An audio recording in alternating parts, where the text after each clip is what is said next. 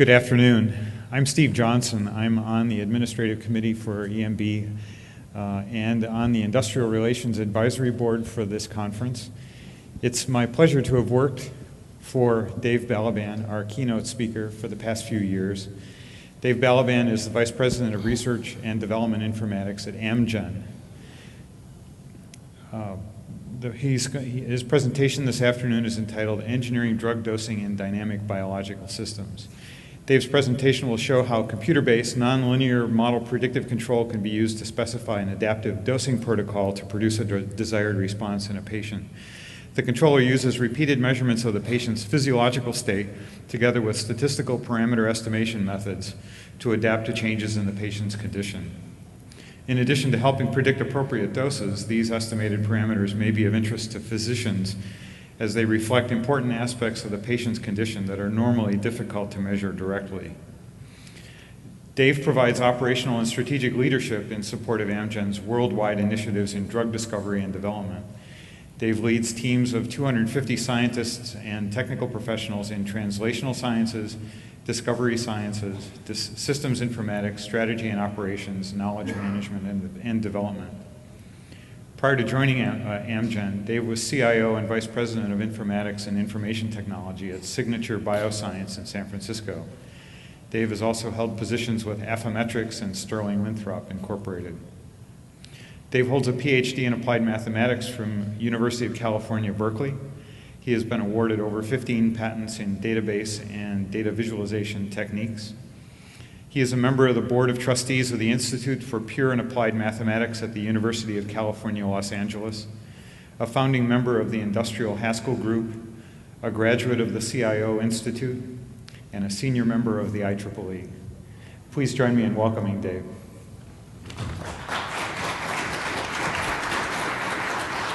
Thanks. Okay, is this mic working? Can you hear me? Good. Thanks, Steve. Nice to be here. Before I get going, I wanted to say a little bit about why we're giving this presentation. This work was done internally at Amgen for many years. Recently, it was decided that we were not going to do computer-based dosing clinical trials, so we decided that we would present this material publicly, and this is that presentation. One of our hopes is that if people see this and like it and are interested in potentially doing some clinical trials, we'd be happy to help out with that. The other thing I wanted to say has to do with the format of this presentation. Okay, let's see if we can get people to gasp. There is not a single equation in any of the slides that I'm going to present. Instead, I have a handout. And there are some copies that we can distribute right away, or you can give me a business card when you're done. All the equations that would normally be in a presentation are in here. The idea is that we're going to try to make the concepts as clear as possible. Believe me, there's plenty of mathematics in here, and it's actually quite cool. But you're not going to see it in real time on the presentation. So I'll be watching to see if, people are having mathematics withdrawals in the back as the talk proceeds. So before we get going, a little bit of grounding. We build mathematical models for things, and we make predictions about what happens, and often we're not quite thinking about the real consequences of what we're doing. This is a person having a dialysis treatment. People who have dialysis treatments often have trouble regulating their hemoglobin level, and I'll be talking about computer-based methods for controlling that hemoglobin level. But it's always useful to look at and remember the kind of reasons that we're doing these things. This is the system we're looking at, an incredibly oversimplified version of the system we're looking at. Red blood cells carry oxygen into the kidneys where that oxygen level is sensed. That information is turned into the creation of ESAs, which are then transported to the bone where new red blood cells are made. This whole process is how your body maintains the right level of oxygen in your blood. And there are many, many indications, diseases that cause you to not be regulating this quite properly. In the bone itself, the red blood cells are created, and there's a whole process that you go through in order to create that red blood cell. This takes a couple of days to do, so there's a delay between the time that where the bone sees the drug and new blood cells are created. And that delay actually has some impact, especially on the numerical methods that are involved in the simulation. Also in here, if we were going to make the model more complex and include things like iron, you'd have to be figuring out iron interactions with some of these intermediate cells. But the model I'm going to show you is a little simpler than that to start with, even though it's reasonably complex in its own right. So, this is the simplest possible thing you can see. The idea here is that a person has been, say, off any kind of medication, and this is their normal hemoglobin level coming in.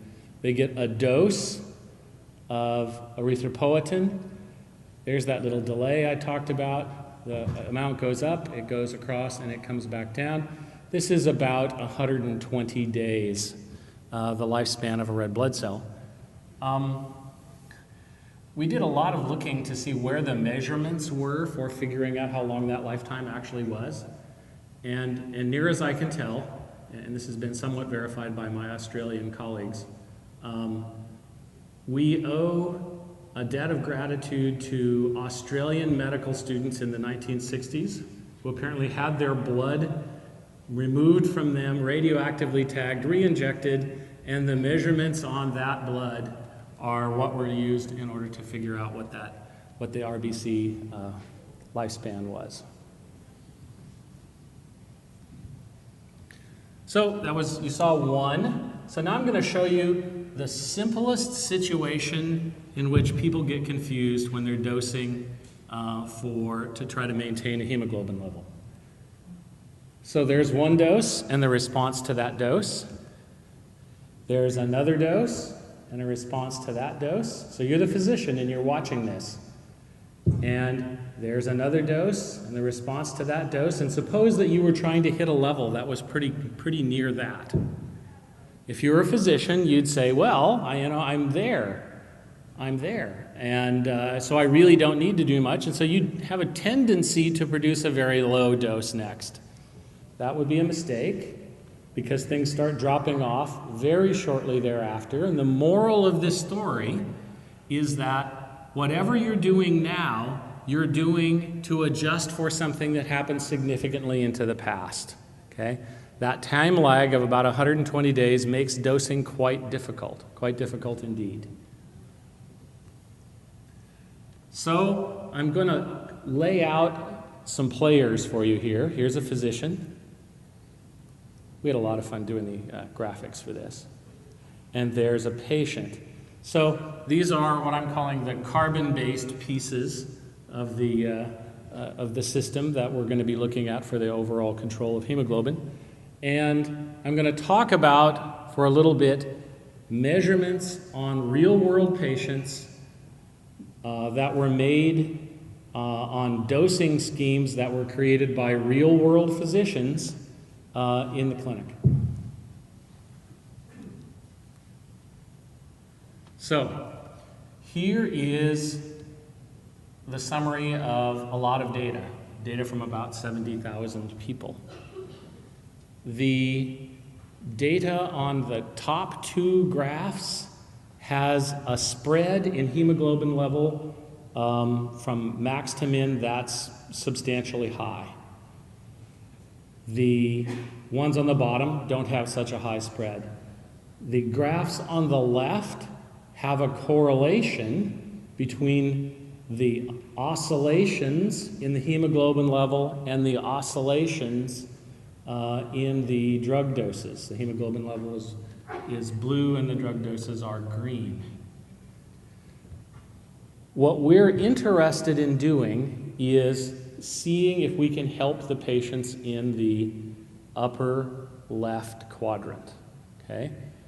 These are people who are oscillating their hemoglobin level, and the physicians are treating them, attempting to do something about this oscillation, but it's very, very difficult to do. So one of the things I wanted to emphasize is that we're not seeing this oscillation because the physicians are inept or because they're just not paying attention or any negative thing like that. This is very, very hard to do.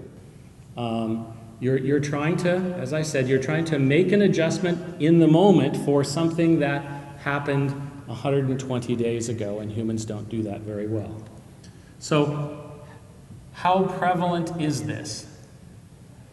In that 70,000 patient data set, about 36% of them were up there in that corner, and you can argue that despite the fact that there's not too much swing in the bottom left one, that they might be worthy of looking to see if you could straighten that out a little bit too.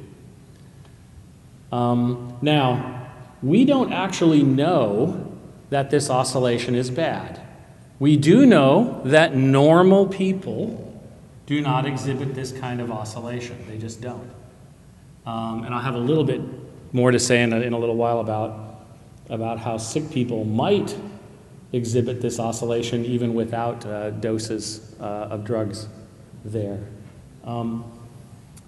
So we think this is a problem worth looking at. And it's going to take clinical trials in order to figure out what the clinical impact of being able to manage this kind of oscillation might be. So I'm going to talk now about some mathematical models. So you could see the carbon-based units on the left, on the right, sorry, and the silicon-based unit on the left, which represents the mathematical model that we're using to capture information about that patient. And I'm putting these up here because sooner or later we're actually going to do a larger scale simulation instead of a clinical trial, and you'll see if you don't have all these pictures, it's not going to be easy to figure out who's doing what in that simulation. Now, I wanted to say something about this model too. We're trying to build a model that's predictive, adaptive, and explanatory.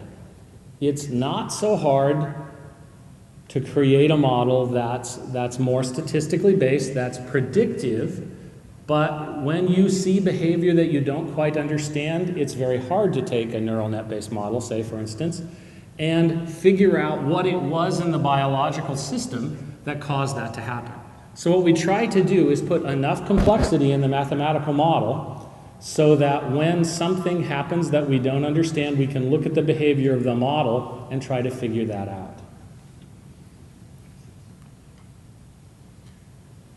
Okay, this is a movie, and we're going to see if this works. I'm coordinating with my friend in the back there.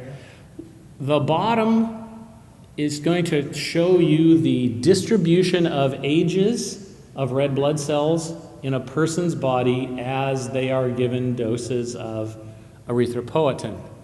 The top is going to show you the overall hemoglobin level that results from that.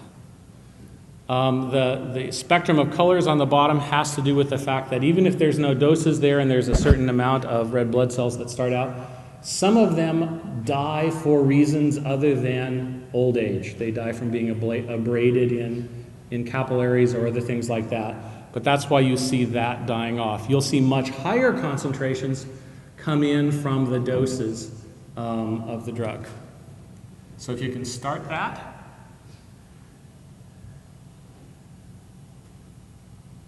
It's actually working. Oops. Great. So you saw that move across, and these are the doses, these green lines, and you can see the points at which the doses happen, a very high concentration of blood cells result, and then they age. So this is age and this is time. Both of these things have units of time. There's a partial differential equation underneath this, which is evolving the age of the red blood cells. So a 45-degree angle here means that they're aging at clock age, and you can see that their lifespan is about 120 days. So by the time one of these red blood cells reaches here, it dies. And this concentration, which is high here, is going down here because of the other processes that are involved, like abrading of red blood cells and having them die from that. If you look at this and you can see a particular level of hemoglobin, the way you compute that from this picture is that you add up the concentrations, the counts of all the blood cells of all the different ages. So at this particular time, we have a fairly large number of cells from that bolus that are very young, a smaller number that are older from an earlier bolus, a smaller number yet that are from a previous bolus, and so on. So there's an entire spectrum of ages to these things. And if this is all you were doing, you know, that's kind of a fancy thing, you know, to use a partial differential equation to drive this to just add them up. There's easier ways to do it. You wouldn't need a partial differential equation. You could do an ordinary differential equation, and lots of people do. But in a minute, I'll show you, when you add the patient condition, how this really matters. Okay, next. There we go. So this is the same picture. Before I move on, I wanted to say one or two things here. First is, I think there's a lot of kind of reluctance to use partial differential equations because people are concerned that they're difficult to solve in the midst of a simulation like this. It's not the case. We've come up with a very nice method to solve this partial differential equation, which is nearly as fast as the delay ordinary differential equations that others have used. Now I mentioned that you see this oscillatory behavior in hemoglobin when physicians are dosing and they're having trouble taking into account the red blood cell lifespan. So the question is it possible for that to oscillate when there's no dosing going on? And the answer is yes.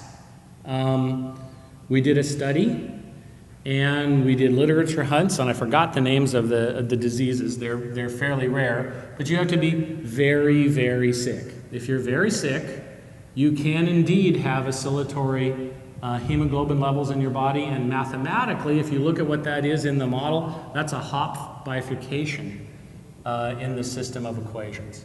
It's pretty neat stuff.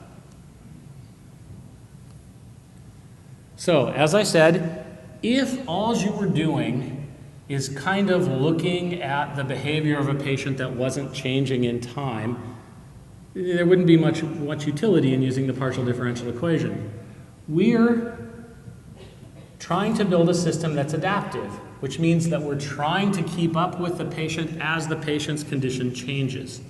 So what you can see here is, for a period of time, the patient was, the red blood cells were aging normally, and then all of a sudden you get a different slope to the line.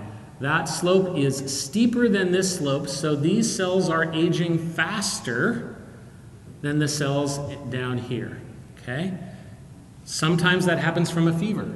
There may be other reasons why it happens, but it's something that happens in a patient condition, that the rate of aging of their blood cells change, and you see that in these pictures here by changes in slope. So you can see that more or less at this point the patient got a fever, and more or less at this point the patient got over the fever. Now, we have a constant dose here. You can see that, with a constant dose, as you saw before, you would normally expect the hemoglobin level to be flat. It's not in this case. Because the patient is sick, you really are going to have a lowering of the hemoglobin level. And you could actually see this, and if you could learn this early enough, okay, and adapt to it, you might be able to adjust and hopefully stabilize that hemoglobin level a little bit. the opposite situation. In this situation, you assume that the patient maybe has a fever. Then the fever goes away, and then it comes back. The dose is the same, okay? So when the patient didn't have the fever, the red blood cells were aging at a certain rate, and you were accumulating amounts. But once the fever came back, the red blood cells are aging at a more rapid rate, and you're starting to accumulate more red blood cells, even though the patient is sick, and even though you would be very strongly tempted to lower the dose at this point.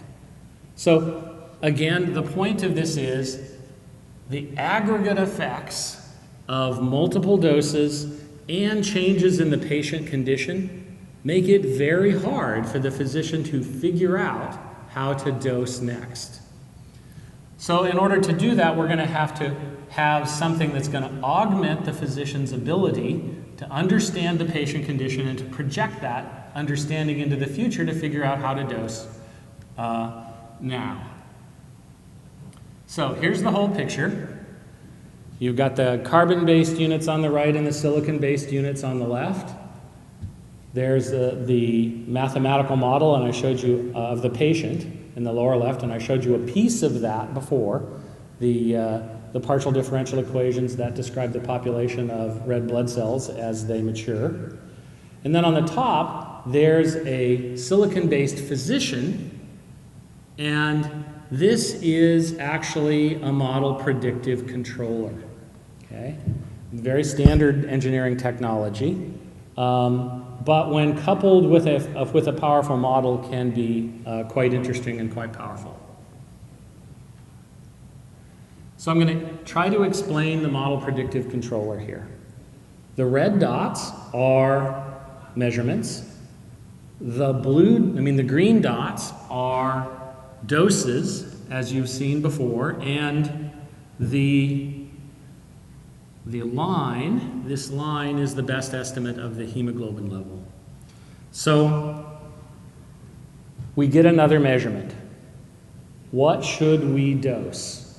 Okay, we want to get the hemoglobin level in this range, and we really don't want it to be wiggling around too much.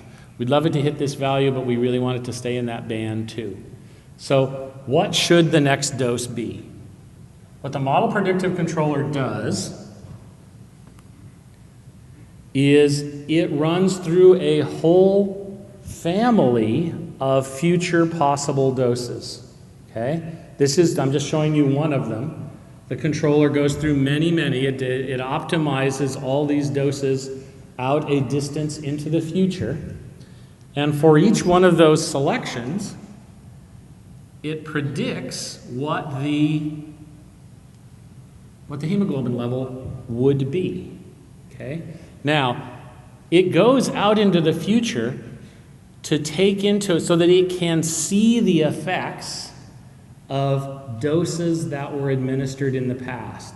If something was going to drop off in here, this simulator would see it, and you would be able to start adapting to it early. Okay? So it's really taking the past information and using it to project into the future so that you can do your best to minimize the oscillations that you see. So you run through many families of those doses, and you end up picking the first one of the best set of doses. And that gives you your next best estimate for where the hemoglobin level is, and you can see that it's going into the right area.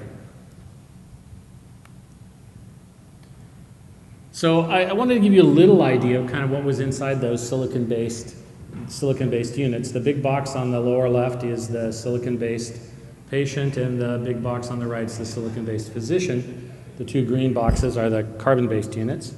The bottom unit is really there to reflect the current condition of the patient as best as possible. So it's a model that's parameterized, and these parameters are updated every time there's new information.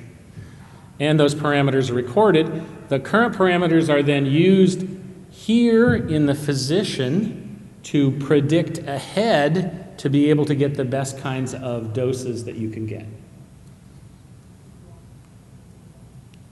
So, everybody's gray here. We're going to do a simulation and not a clinical trial. It's at this point, when I've given this presentation before, that when I didn't have these four little things, intellectual chaos pretty much broke out. The idea here is that this really isn't going to be doing very much. There's not much of a role for that. This simulation, they're both simulations, is going to be based on measurements that have happened historically in as much of the patient base as you can manage. So what you're looking at here is you're trying to reflect real patient behavior. Just as before, this simulator is just taking the information it gets from this and doing its best to stay up to date on what's going on inside this simulator this time instead of this patient. These two things are exactly the same as before. This is taking the place of the real carbon-based patient, but we can know how this was behaving, and we can use that to actually predict measurements. So here's a real data set. Here's a single data set that we're going to analyze, pull the parameters out, assign the parameters to the little silicon-based patient on the lower right-hand side, use that information to predict how that patient would have responded if that patient was dosed differently. Okay? There's actually an interesting story about what that line is from the perception of a physician, but we could have that conversation offline if you'd like to at some point. But you can see that the dosing here is kind of as you would expect. But if you take the parameters from this real patient and you use it to predict how that patient might have behaved if we had a different dosing strategy, this is what you see. You see a much straighter curve, and you see an entirely wazoo set of doses. This is not a collection of doses that you would anticipate that a human physician would be able to come up with.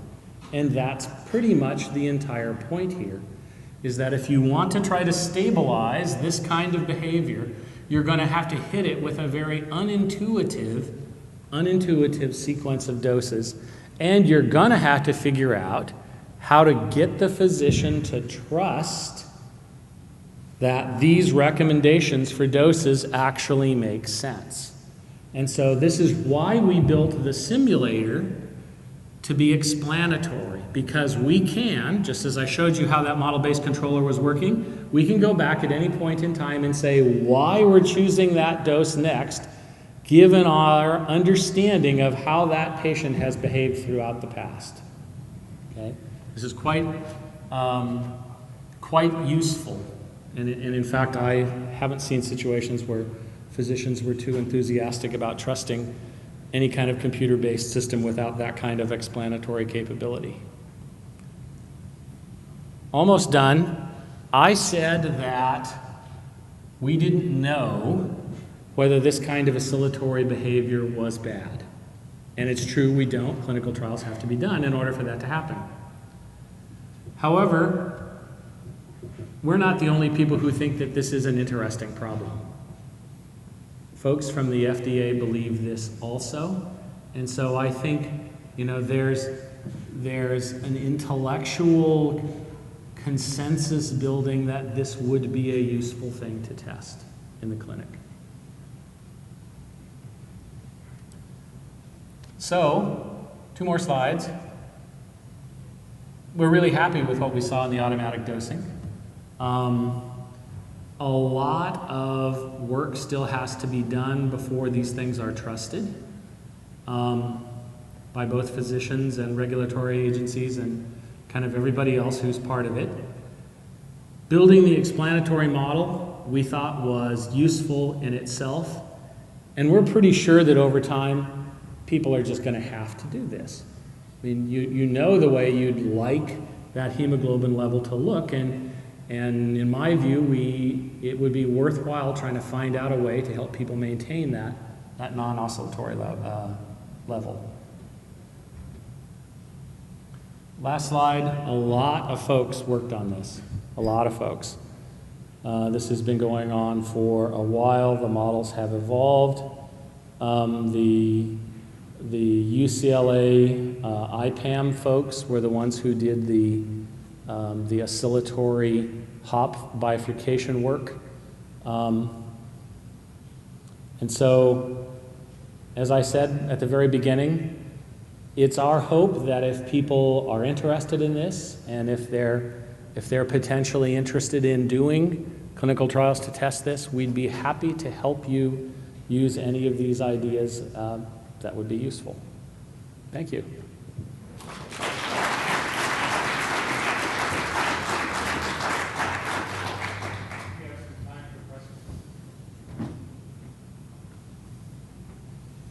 Which one? You can see, okay, way back there, yes.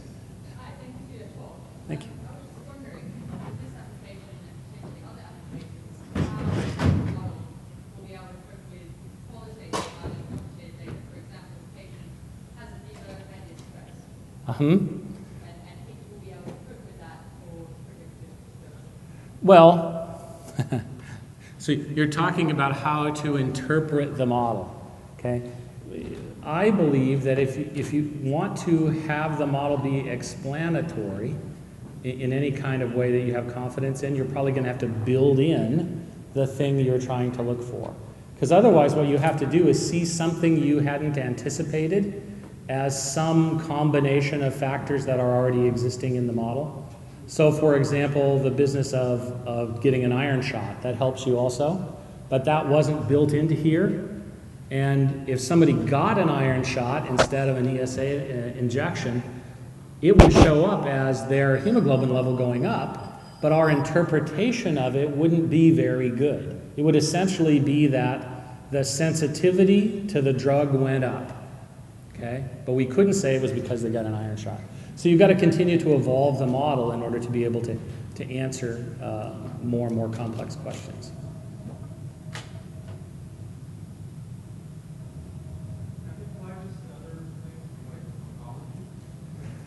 We haven't applied it to too many things. This was a fairly obvious one to try because of the fact that all those red blood cells died out, and it was so hard to control, okay? And it was fairly easy to convince physicians that they were going to have a really tough time doing this by hand. So it was an easier thing to sell. I believe the method will work all over the place. I see no reason why it couldn't help in many other circumstances. I think the things that you would be correcting for would be a little different, maybe nonlinearities, things of that sort. But I think it kind of hits you on the head when you see that you're trying to control through these long lags. Can you give us an insight as to what happens if our situation is multivariate? We have multiple drugs and you have to measure multiple physiological data. I would love to build that model. The real trouble is knowing enough biology to be able to build in the couplings between these things. If we knew enough biology to build the couplings into the model, I'm quite convinced that this would work very nicely. If we didn't know that, it would be very difficult. In fact, I don't think it would work at all. So I think the limiting factor is the amount of biology that we know how to capture in the form of a model. And it's the couplings that are going to matter. Yes? The question I have is that I see a parallel between this with two glucose diabetic patients. They have a similar set of short-term data for the glucose levels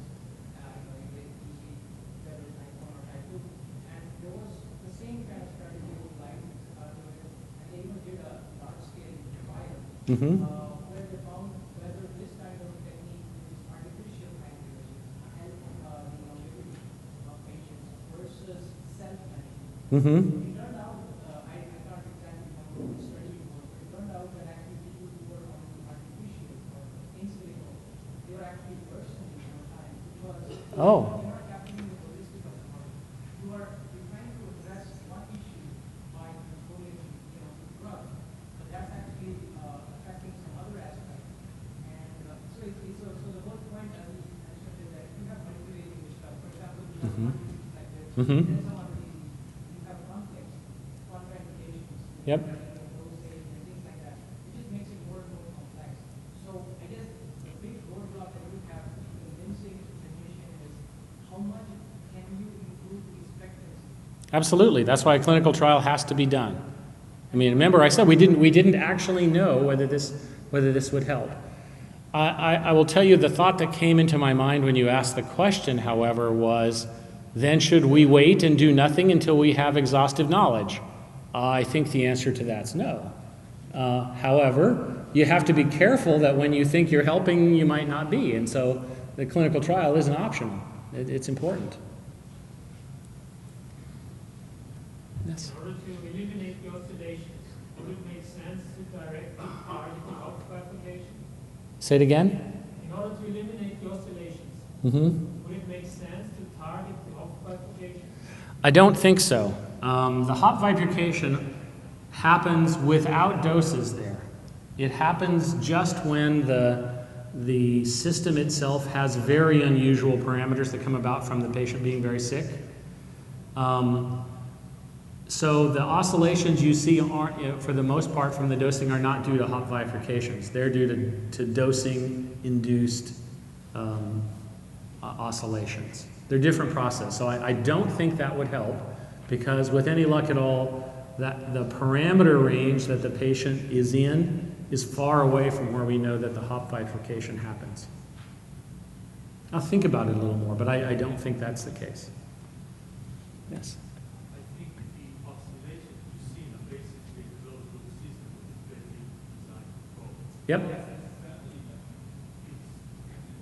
We're involved in a clinical study.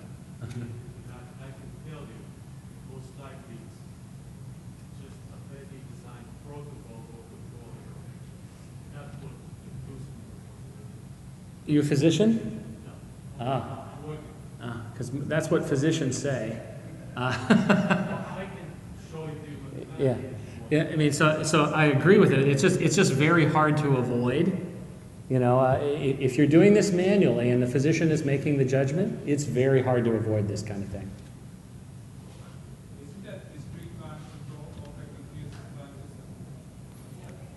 It, It's hardware system, but that's not inclusive system. okay, I'm not sure that question got answered, but what can I say? It's okay. Any other questions? Yes. How sensitive is your model to the actual drug dosage pattern? In other words, if you were to change the pattern a little bit, do you get deep changes in the blood sort of profile? And could you change the model so that you're getting a much more intuitive drug dosage? Just only a slight change in the targets in the blood. Okay, so let me see if I can pull that apart a little bit. So is that a biology question or a mathematics question? Okay. No, it's not very sensitive to minor perturbations in these things. They average out over long periods of time. As you saw the way those things all added up like that. So it's really not quite that sensitive to individual variations. I'm not sure I completely understood the suggestion about how to make the dosing easier. In other words, rather than simply fit to a target in the blood, you might want to add an extra sort of objective function that perhaps makes the dosage a bit more intuitive as well.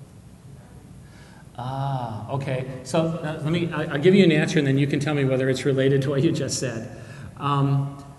It's really easy in this to constrain the way doses happen. So we could put a Sobolev norm okay, on those kind of things. And we could, for instance, make sure that the hemoglobin level never rose too fast or never dropped too fast.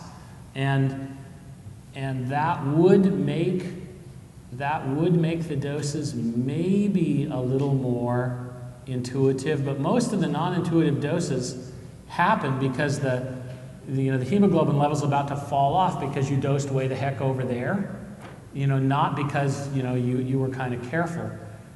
What you'd have to have done is maybe have more frequent doses, okay, of a lower level. Things like that could help, but people don't like shots, okay? And so, the best way to do this would be to have a continuous infusion. And I suppose if you're sick enough, they do that. I don't know whether they actually do that. But people aren't enthusiastic about increasing the number of doses, which could potentially help what you're saying.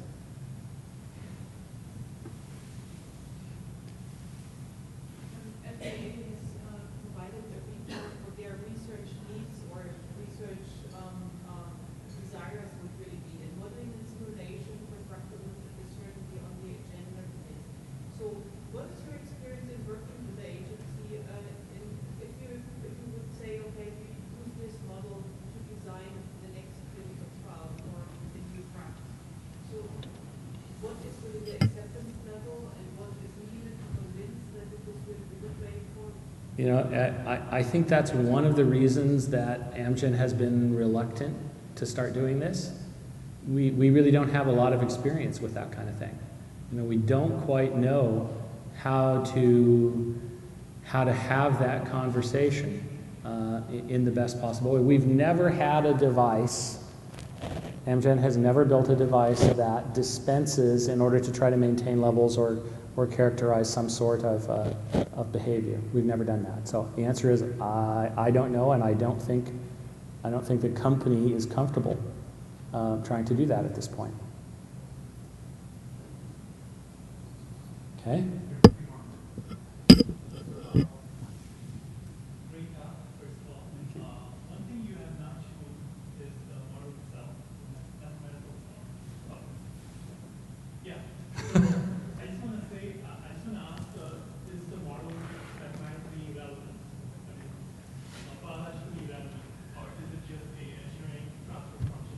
No, that's the whole point of being explanatory.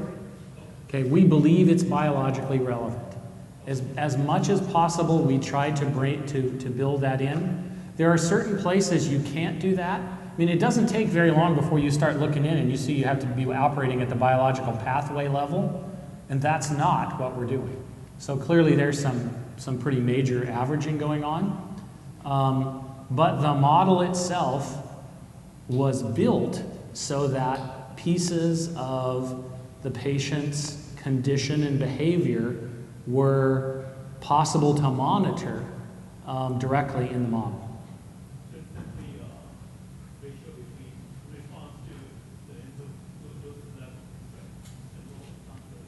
No, there's actually a compartmental model between the dose and getting the level of ESA into the bone, and then there's a transfer function that tells you how fast, essentially the sensitivity to the ESA level, and then you have to go through this whole business of looking at the history of red blood cell ages in order to figure out what the hemoglobin level is. Okay, so it's rather more complex than that. We have time for one more question. Approximately how many days does it take your algorithm to finalize to stabilize on a dose? Depends on how noisy things are. In all the tests we did. Okay, so let me answer a slightly broader question. When this thing starts up, when our model starts up, it doesn't start up assuming that it knows anything about the patient. So it takes a number of doses and measurements for the model to understand what's going on, and then it starts controlling. When it starts controlling, if the noise level is reasonable, 4 or 5 doses. before it starts to be pretty well managed. But you have to take into account that it had to do that learning, which takes, a little bit longer.